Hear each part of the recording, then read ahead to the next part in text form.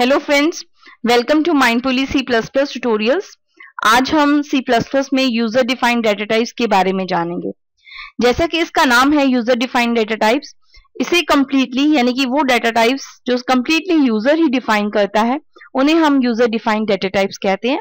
इस कैटेगरी में हमारे पास 4 तरह के डेटा टाइप्स आएंगे: क्लासेस, यूनियंस, स्ट्रक्चर्स एंड इनमिडेशन।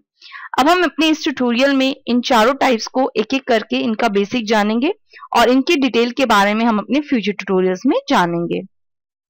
सबसे पहला आता है classes. A class is a collection of variables and functions under one reference name. जैसे कि हमने अपने आप को पहले भी पिछले ट्यूटोरियल्स में बताया कि क्लासेस जो है एक ब्लूप्रिंट की तरह काम करती हैं, एक टेम्पलेट की तरह काम करती हैं। आप क्लासेस में वेरिएबल्स और फंक्शंस डिक्लेयर कर सकते हैं under a single reference name, और हर क्लासेस के लिए हम ऑब्जेक्ट्स बनाते हैं। ऑब्जेक्ट्स वो वेरिएबल्स होते हैं जो क्लासेस के डाटा मेंबर्स के ऊपर ऑपरेट करते हैं, यानी कि क्लासेस के जो मेंबर्स हैं, जो फंक्शंस हैं, उनको ऑपरेट करने का काम जो है वो ऑब्जेक्ट्स का होता है।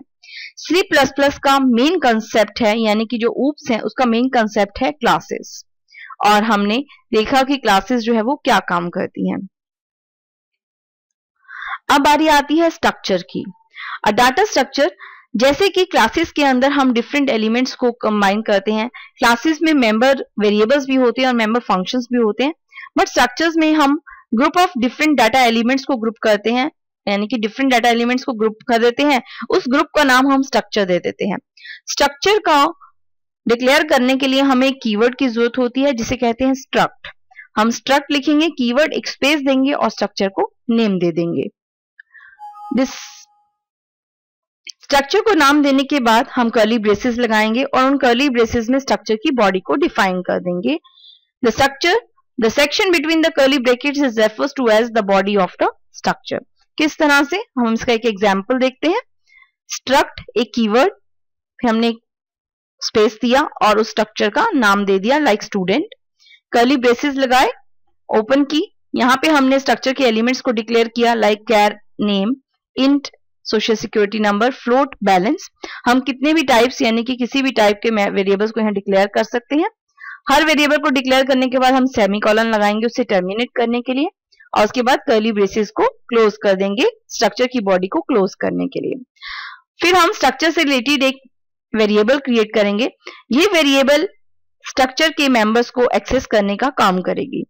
फॉर एग्जाम्पल, हम एक वेबसाइट को ज्वाइन कर लेते हैं। वेबसाइट को ज्वाइन करने के बाद हम उसके मेंबर बन जाते हैं, और मेंबर बनने के बाद हम उसके किसी भी एलिमेंट्स को एक्सेस कर सकते हैं, किसी भी पेज को एक्सेस कर सकते हैं। उसी तरह से हम जब स्ट्रक्चर डिक्लेयर करते हैं, उसके एलिमेंट्स को एक्सेस करने के लिए हम उसका एक मेंबर डिक्लेयर कर देते हैं, और मेंबर को डिक्लेयर करने के बाद ये मेंबर जो है उसके किसी भी एलिमेंट को जो है एक्सेस कर सकता है। नेक्स्ट आती है हमारी यूनियन की। यूनियन और स्ट्रक्चर दोनों ही सिमिलर तरीके से डिक्लेयर किए जाते हैं, बट उनकी फंक्शनैलिटी जो है वो टोटली डिफरेंट होती है।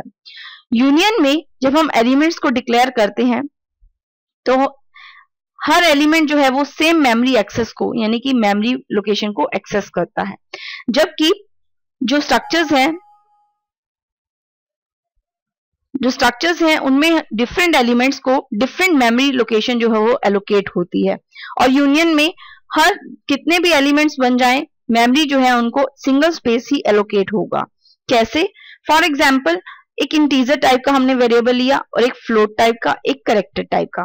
जैसा कि हम जानते हैं कि जो फ्लोट है वो सबसे मैक्सिमम वैल्यू जो है वो यानी कि सबसे मैक्सिमम स्पेस मेमोरी में स्टोर करता है, तो फ्लोट वाले वेरिएबल को जो है मैक्सिमम मेमोरी स्पेस एलोकेट हो जाएगी, और वही स्पेस इंटीजर और कैरेक्टर डाटा टाइप्स भी जो है वो यूज करेंगे।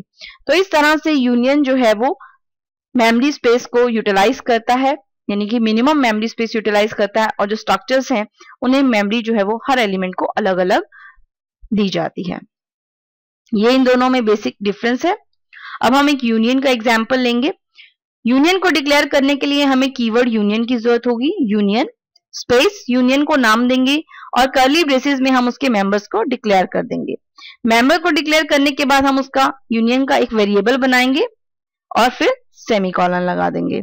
जैसे हमने स्ट्रक्चर को डिक्लेयर किया, सेम हम यूनियन को भी उसी तरह से डिक्लेयर करते हैं। लास्ट में आता है हमारे पास इन्यूमरेशन। इन्यूमरेशन, अगर हम नेम्स को इंटीजर कांस्टेंट प्रोवाइड करना चाहते हैं, यानी कि वैल्यू देना चाहते हैं इंटीजर्स में, तो हमें वहां पर इन्यूमरेशन का जरूरत होती है, यानी कि इन्यूमरेशन डाटा टाइप की जरूरत होगी। इन्यूमरेटेड बनाने के लिए डाटा को हमें इनम कीवर्ड का यूज करना होगा। इनम स्पेस टाइप यानी कि वेरिएबल, और बाद में कर्ली ब्रेसेस में आप उन एलिमेंट्स को देंगे जिन्हें आप, यानी कि उन नेम्स को देंगे जिन्हें आप इंटीजर कांस्टेंट देना चाहते हैं।